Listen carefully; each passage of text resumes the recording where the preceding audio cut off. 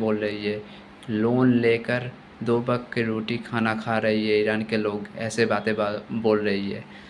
इस वीडियो को देखो, इस वीडियो को देखने के बाद आप समझ जाओगे। दोस्तों, आज अमेरिका और ईरान की जंग को 45 दिन हो चुके हैं, मतलब 45 डेज हो चुके हैं, और अभी तक ईरान ने किसी भी मुल्क से माली मदद की अपील नहीं की। खाने पीने की अशिया खत्म हो चुकी हैं हमारे मुल्क में, ऐसा भी कुछ नहीं कहा।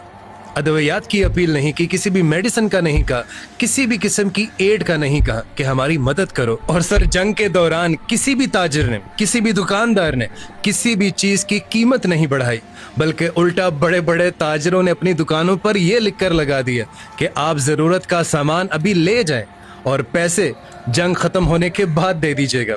और उनकी गवर्नमेंट ने भी अपनी आवाम के लिए क्या ऐलान किया कि पेट्रोल, डीजल और रोटी जिस शख्स को भी चाहिए वो मुफ्त लेकर जा सकता है। और पिछले इन 45 डेज में, जब से जंग शुरू है तब से लेकर अब तक, कोई एक ईरानी भी डर की वजह से, अपने मौत के खौफ की वजह से, आसपास के माहौल से खौफजदा होकर किसी भी बैरून मुल्क हिजरत करके नहीं गया।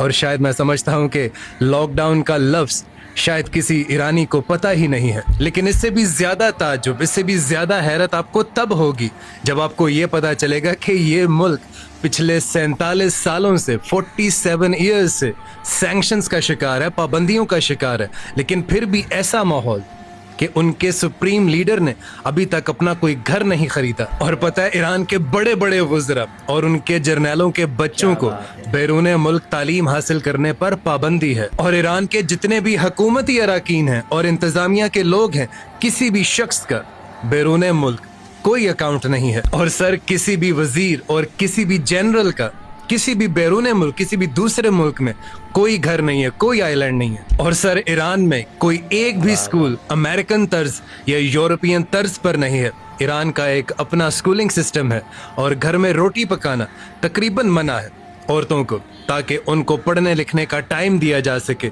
जितने भी औरतों के डिलीवरी केसेस हैं वो सब के सब फ्री किए जाते हैं। और अगर कोई शख्स बीमार हो जाता है और एडमिट हो जाता है तो अस्पताल के इलाज में 70% का बिल गवर्नमेंट पे करती है। और सर, ईरान में जो इमाम मस्जिद है उसका मुकाम वहाँ के गवर्नर से भी बड़ा होता है, ताकि वहाँ की इंतज़ामिया अपनी मनमानी ना कर सके।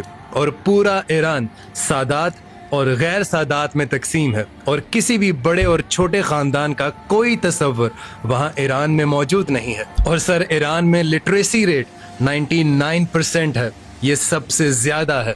ये वो तमाम तर पहलू मैंने आपके सामने रखे हैं जिन पर तकरीबन 47 years Ayatollah Khamenei, Syed Ayatollah Khamenei ने काम किया है। इसीलिए वो 47 ईयर्स तक ईरान के सुप्रीम लीडर रहे। और पता है, अभी थोड़ी देर पहले मैं एक पोस्ट देख रहा था जिस पर लिखा हुआ था कि ये कैसा सुप्रीम लीडर है कि जंग के पहले दिन ही शहीद हो गया, यानी बिना लड़े इस दुनिया से चला गया, और आप लोग उसे सुप्रीम लीडर कह रहे। तो ये सारी वीडियो जो मैंने अभी तक बनाई आपके सामने, ये फिगर एंड फैक्ट्स रखे हैं, ये सिर्फ उस पोस्ट के लिए बनाए ताकि लोगों को पता चल सके। सैयद आयतुल्लाह खामेनी पहले दिन जरूर शहीद हो गए थे, लेकिन वो पूरे 47 साल अमेरिका से लड़े हैं।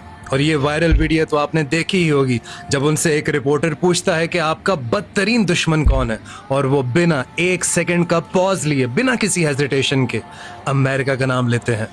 Who is your worst enemy, Mr. President? दुश्मन असली है ईरान की, अमेरिका। अमेरिका। और यार, सबसे बढ़कर सैयद आयतुल्लाह खामेनी ने ईरान को इन 47 सालों में इंडिपेंडेंट बनाया है। शायद इसीलिए अभी तक, हालांकि कितना डैमेज हुआ है, पुल तबाह कर दिए गए, ब्रिजेस तबाह कर दिए गए, ऑयल फैक्ट्रीज, रिफाइनरीज, तमाम पर हमला हुआ है, लेकिन एक भी अपील, मदद की आपको ईरानियों की नजर नहीं आएगी। गोदी मीडिया क्या कहती है? इन लोगों को तो शर्म नहीं आती है। गोदी मीडिया